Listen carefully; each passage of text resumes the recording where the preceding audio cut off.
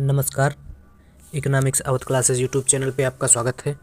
Daily MCQ class के अंतर्गत आज की क्लास में हम लोग लगभग 25 बहुविकल्पीय प्रश्नों को सॉल्व करेंगे। यह प्रश्न TGT, PGT, NET, JRF, KVS, NVS, GIC, LT grade exam के लिए महत्वपूर्ण है। तो आज की क्लास स्टार्ट करते हैं और देखते हैं आज की क्लास में क्या क्या क्वेश्चन है। 1 नंबर क्वेश्चन है, काली चाय का विश्व में सबसे बड़ा उत्पादक और उपभोक्ता देश कौन सा है? Option A Brazil, B Bharat, C चीन और डी यूके। तो काली चाय का जो सबसे बड़ा उत्पादक और उपभोक्ता है वह भारत है। अगर चीन के उत्पादन की बात की जाए तो चीन फलों के उत्पादन में मुख्य रूप से सेब, अंगूर, सब्जी, बैंगन, गोभी, टमाटर, इन सब के उत्पादन में चीन प्रथम स्थान पर है। और भारत केला, अमरूद, आम, पपीता और प्याज के उत्पादन में प्रथम स्थान पर है। कुछ भारत में खाद्यान्न फसलों के उत्पादन के बारे में जान लेते हैं। जैसे अगर चावल की बात की जाए तो चावल के उत्पादन में शीर्ष स्थान जो है पश्चिम बंगाल का है, सेकंड नंबर पर उत्तर प्रदेश है और थर्ड नंबर पर पंजाब है। गेहूं के उत्पादन में इसी प्रकार से पहले नंबर पे उत्तर प्रदेश है, दूसरे नंबर पे एमपी है और तीसरे नंबर पे पंजाब है। मक्का के उत्पादन की अगर बात की जाए तो मक्का के उत्पादन में भारत के सभी राज्यों में फर्स्ट स्थान पर कर्नाटक का नाम आता है। और चना के उत्पादन में महाराष्ट्र प्रथम है। कुल दालों के उत्पादन में मध्य प्रदेश प्रथम स्थान पर है। कुल खाद्यान्न की अगर बात की जाए तो कुल खाद्यान्न के उत्पादन में उत्तर प्रदेश पहले स्थान पर है। सोयाबीन के उत्पादन में यह ध्यान रखने योग्य बात है कि सोयाबीन के उत्पादन में अभी तक मध्य प्रदेश पहले स्थान पे था, लेकिन अब महाराष्ट्र जो है वह पहले स्थान पर है। सोयाबीन के उत्पादन में महाराष्ट्र जो है प्रथम स्थान पर है इस समय। मूंगफली के उत्पादन में गुजरात प्रथम स्थान पे है। कपास के उत्पादन में गुजरात प्रथम स्थान पे है। जूट के उत्पादन में पश्चिम बंगाल प्रथम स्थान पे है तथा गन्ना उत्तर प्रदेश में सबसे ज़्यादा उत्पादित किया जाता है और सूरजमुखी महाराष्ट्र में सबसे ज़्यादा उत्पादित की जाती है। तो यह कुछ महत्वपूर्ण जो है कृषि फसलों के उत्पादन संबंधी स्थितियाँ थी। अगला क्वेश्चन है 2 नंबर क्वेश्चन जो है वह रुपये का अवमूल्यन सर्वप्रथम कब हुआ? 20 सितंबर 1949, 20 जुलाई 1949, 6 जून 1966 और 1 जुलाई 1991। तो अगर अवमूल्यन की बात की जाए तो देश की मुद्रा के विदेशी मुद्राओं के संदर्भ में मूल्य में कमी या विदेशी विनिमय की वृद्धि अवमूल्यन कहलाती है। अवमूल्यन के परिणाम स्वरूप अवमूल्यन करने वाले देश की मुद्रा अन्य देशों की तुलना में सस्ती हो जाती है। यह सरल शब्दों में कहा जा सकता है कि अवमूल्यन करने से देश की मुद्रा की विनिमय दर गिरती है, अर्थात अवमूल्यन करने वाले देश की मुद्रा का वाह मूल्य कम हो जाता है, जिससे आयात महंगे एवं निर्यात सस्ते हो जाते हैं। तो अवमूल्यन से आयात क्या होते हैं? आयात हो जाते हैं महंगे। जब आयात महंगे हो जाएंगे तो आयात कम करेंगे लोग या सरकार आयात कम करेगी जब महंगे हो जाएंगे। और निर्यात क्या हो जाते हैं? निर्यात हो जाते हैं सस्ते। तो निर्यात जब सस्ते हो जाते हैं तो विदेशों में वस्तुओं की मांग बढ़ जाती है। तो निर्यात क्या हो जाते हैं? जब सस्ते होने से निर्यात हो जाता है ज़्यादा या निर्यात बढ़ जाता है। तो आयात महंगे होने से आयात कम हो जाता है और निर्यात सस्ते होने से निर्यात बढ़ जाता है। तो आयात कम होने से और निर्यात ज़्यादा होने से भुगतान शेष की समस्या से निपटा जा सकता है अवमूल्यन की सहायता से। अवमूल्यन से देश की मुद्रा का वाह मूल्य कम करना क्या अवमूल्यन कहलाता है, लेकिन आंतरिक मूल्य अवमूल्यन की सहायता से या अवमूल्यन में नहीं बदलता है किसी भी देश का, सिर्फ उसका वाह मूल्य परिवर्तित होता है। यह भी ध्यान रखने योग्य बात है। अब अगर अवमूल्यन की बात की जाए कब कब अवमूल्यन किया गया, तो भारत में स्वतंत्रता के बाद से 3 बार अवमूल्यन किया गया है। पहला अवमूल्यन जो है वह 19 सितंबर 1949 को किया गया था। 19 सितंबर 1949, 19 या 20 सितंबर 1949, तो ए ऑप्शन सही है। और दूसरा अवमूल्यन 5 जून 1966 को किया गया और तीसरा अवमूल्यन 3 जुलाई 19 1991 को किया गया। तो भारत में स्वतंत्रता के बाद से 3 बार अवमूल्यन किया गया, मुद्रा का अवमूल्यन किया गया, अर्थात मुद्रा के बाह्य मूल्य को भारत में 3 बार कम किया गया।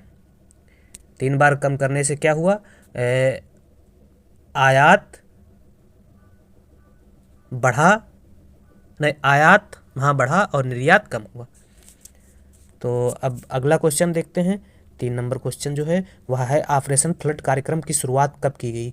तो ऑपरेशन फ्लड कार्यक्रम की शुरुआत 1969-70 में डॉक्टर वर्गीज कुरियन द्वारा की गई थी, और ऑपरेशन फ्लड शुरुआत करने का जो मुख्य उद्देश्य था वह दुग्ध उत्पादकता में वृद्धि करना था। तो यह भी क्वेश्चन पूछा जा सकता है कि ऑपरेशन फ्लड कार्यक्रम का संबंध किसके उत्पादन में वृद्धि से है। तो ऑपरेशन फ्लड कार्यक्रम का जो संबंध है वह दुग्ध उत्पादन में वृद्धि से है और 1970 से चलाया गया था। अगला 4 नंबर क्वेश्चन, पूर्ण रूपेण भारतीयों का पहला बैंक कौन सा है। तो पूर्ण रूपेण भारतीयों द्वारा जो स्थापित पहला बैंक है वह 1894 में स्थापित पंजाब नेशनल बैंक है। तो पंजाब नेशनल बैंक की स्थापना 1894 में की गई थी, जो पूर्ण रूपेण से भारतीयों द्वारा स्थापित पहला बैंक है। और आंशिक रूप से अगर भारतीयों द्वारा स्थापित पहले बैंक की बात की जाए तो 1865 में सबसे पहले इलाहाबाद बैंक की स्थापना आंशिक रूप से आंशिक स्वामित्व के आधार पर भारतीयों द्वारा की गई थी। स्टेट बैंक की स्थापना 1955 में की गई थी इंपीरियल बैंक का राष्ट्रीयकरण करके, और एसबीआई की स्थापना 1935 में की गई थी, और 1 जनवरी 1949 में एसबीआई का जो है वह राष्ट्रीयकरण किया गया। अगर बैंकिंग के इतिहास पर एक नज़र डालें तो 1398 में सबसे पहले ग्रेट बैंक ऑफ एम्स्टर्डम की स्थापना हुई थी। 1420 ईस्वी में द पुर्तगालीज बैंक की स्थापना हुई। 1806 में बैंक ऑफ प्रेसिडेंसी। 1840 में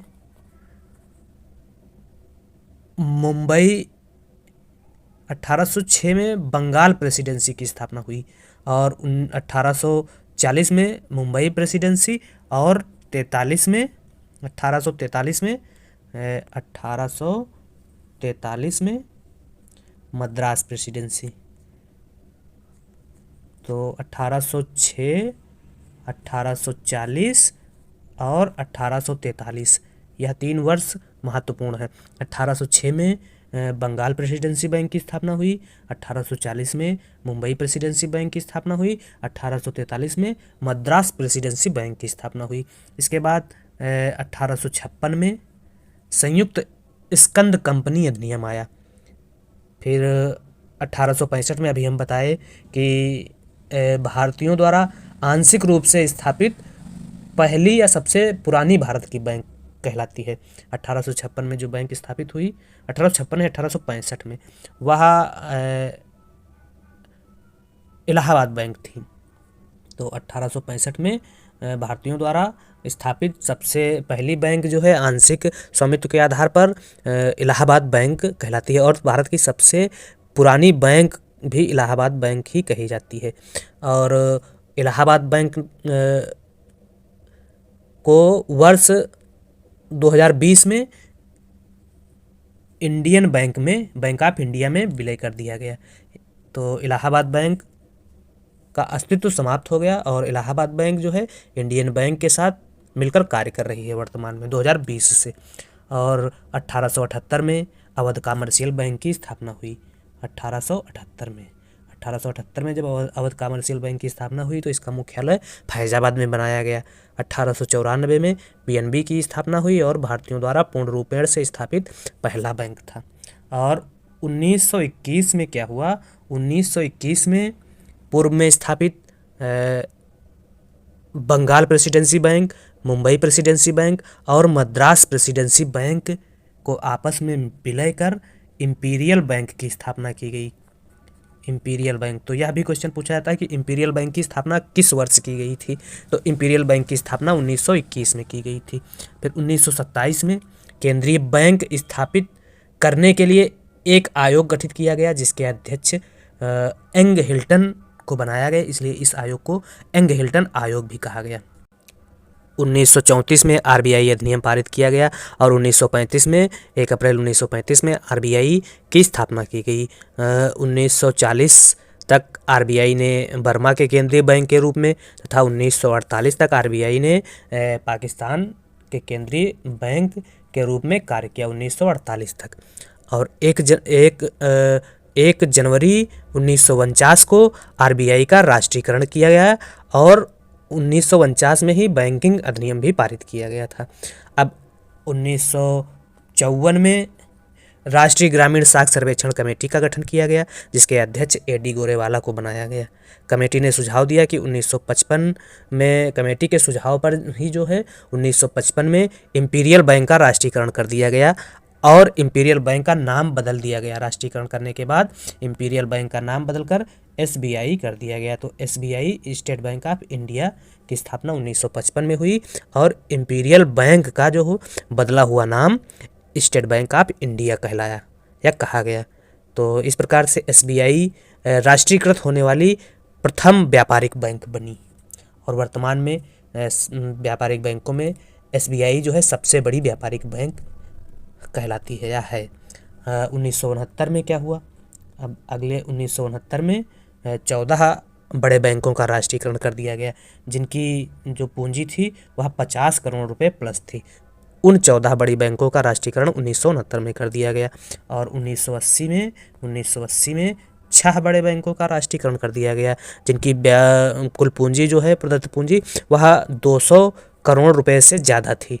उन बैंकों का राष्ट्रीयकरण 1980 में कर दिया गया। तो यह बैंकिंग इतिहास के संबंध में 1980 तक कुछ महत्वपूर्ण जो बातें थी उन बातों को हम लोगों ने अध्ययन किया। अब अगला जो क्वेश्चन है वह है 5 नंबर क्वेश्चन, भारत बैंकिंग अधिनियम पारित कब किया गया? तो भारत बैंकिंग अधिनियम अभी हम लोग जाने 1949 में पारित किया गया था। 1949 डी ऑप्शन सही है। 6 बड़े बैंकों का राष्ट्रीयकरण कब किया गया? तो 6 बड़े बैंकों का राष्ट्रीयकरण जो है वह 6 बड़े बैंकों का राष्ट्रीयकरण 1980 में किया गया था, जिनकी प्रदत्त पूंजी जो है वह 200 करोड़ प्लस रुपए थी, 200 करोड़ से ज़्यादा रुपए थी। और 14 बड़े बैंकों का राष्ट्रीयकरण 1969 में 14 बैंकों का राष्ट्रीयकरण किया गया, जिनकी प्रदत्त पूंजी 50 करोड़ से ज़्यादा थी। और 6 बड़े बैंकों का राष्ट्रीयकरण 1980 में किया गया। तो इस प्रकार से 6 बड़े बैंकों का राष्ट्रीयकरण सी ऑप्शन सही हो जाएगा। अगला 7 नंबर क्वेश्चन, मुंबई का पहला तैरता एटीएम कहाँ स्थापित किया गया? तो मुंबई का पहला तैरता एटीएम जो है कोच्चि में स्थापित किया गया। भारतीय प्रतिभूति एवं विनिमय बोर्ड सेबी की स्थापना हुई थी। तो भारतीय प्रतिभूति एवं विनिमय बोर्ड सेबी की स्थापना जो है 12 अप्रैल 1988 को हुई थी। अगला 9 नंबर क्वेश्चन है, भारतीय मुद्रा रुपये के प्रतीक चिन्ह का अनुमोदन सरकार ने कब किया? तो भारतीय मुद्रा रुपया के प्रतीक चिन्ह का अनुमोदन जो है भारत सरकार द्वारा 12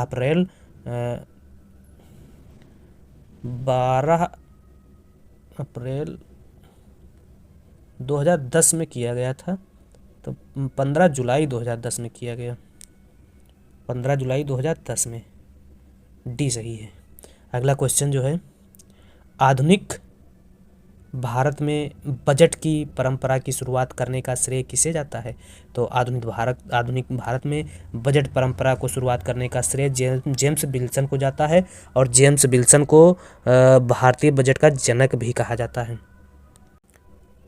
अगला क्वेश्चन जो है वह है, बैंकों का बैंक किस बैंक को कहा जाता है? तो बैंकों का बैंक आरबीआई को कहा जाता है। आरबीआई जो है बैंकों का बैंक कहलाती है। आरबीआई के अगर कार्यों की बात की जाए तो आरबीआई के कार्यों में बैंकों का बैंक कहलाता है, सरकार का बैंक कहलाता है या सरकार का बैंक है, अंतिम ऋणदाता के रूप में कार्य करता है, करेंसी निर्गमन का एक अधिकार है, मौद्रिक नीति लागू करता है, मुद्रा बाजार पर नियमन एवं नियंत्रण का कार्य करता है, विदेशी विनिमय पर नियंत्रण का कार्य करता है, साख नियंत्रण का कार्य करता है। इसके अलावा साख सृजन का कार्य जो है वह वाणिज्यिक बैंकों द्वारा किया जाता है। तो यह आरबीआई के प्रमुख कार्य थे।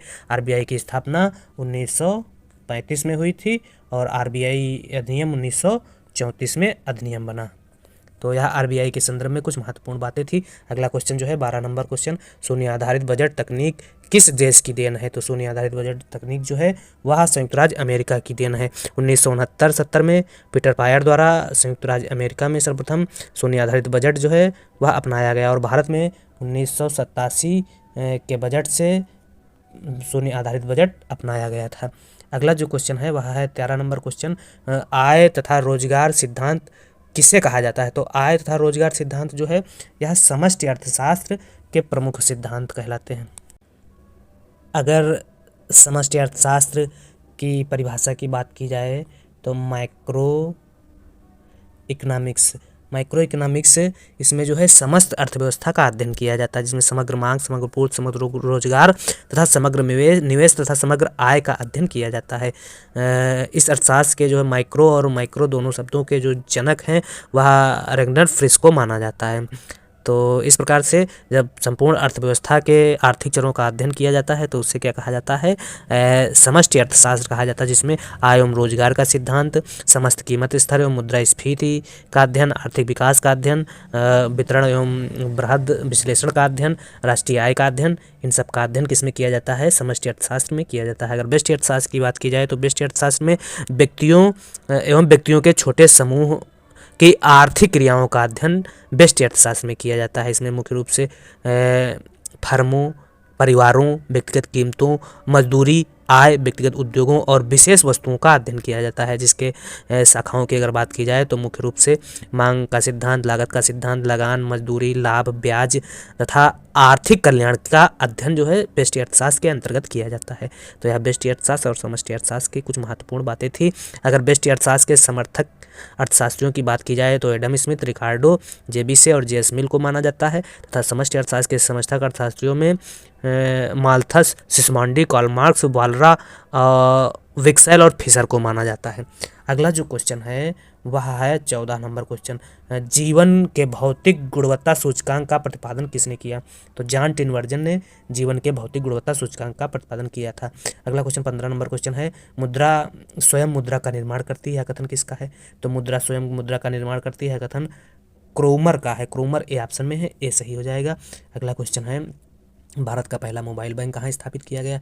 तो भारत का पहला मोबाइल बैंक जो है खरगोन, मध्य प्रदेश, एमपी में स्थापित किया गया था। भारत का आयात एवं निर्यात बैंक कौन सा है? तो एक्जिम बैंक भारत का आयात एवं निर्यात बैंक है। स्वतंत्रता के बाद कितनी बार रुपए का अवमूल्यन किया गया? अभी हम लोग जान चुके हैं कि स्वतंत्रता के बाद जो है भारत का अवमूल्यन 3 बार किया गया है, 1949, 1966 और 1991। 3 बार भारत में रुपए का अवमूल्यन किया गया। आर्थिक नियोजन किसका विषय है? राज्य सूची का, समवर्ती सूची का, संघ सूची का, उपरोक्त में से कोई नहीं। तो आर्थिक नियोजन जो है वह समवर्ती सूची का विषय है, बी सही है। अगला, शेयर बाजार का प्रभावी नियंत्रण कौन करता है? तो सेबी जो है शेयर बाजार का प्रभावी नियंत्रण करती है। तो 20 का सही आंसर ए हो जाएगा। निम्न चित्र में प्रदर्शित है, तो निम्न चित्र में डी से D1 की तरफ आ रहे हैं तो मांग में कमी की बात कर रहा है, अगर D1 से D2 की तरफ जाते हैं तो मांग में वृद्धि की बात होती है। अगला क्वेश्चन जो 22 नंबर है और आज की इस क्लास का लास्ट क्वेश्चन है, मंदड़िया और तेजड़िया शब्द किससे संबंधित हैं? वस्तु बाजार से, मुद्रा बाजार से, शेयर बाजार से, ISLM बाजार से। तो तेजड़िया और मंदड़िया जो है वह शेयर बाजार से संबंध रखते हैं। तो इस प्रकार से आज की क्लास में हम लोगों ने कुछ महत्वपूर्ण प्रश्नों का अध्ययन किया जो आगामी शिक्षक भर्ती परीक्षा के लिए महत्वपूर्ण है।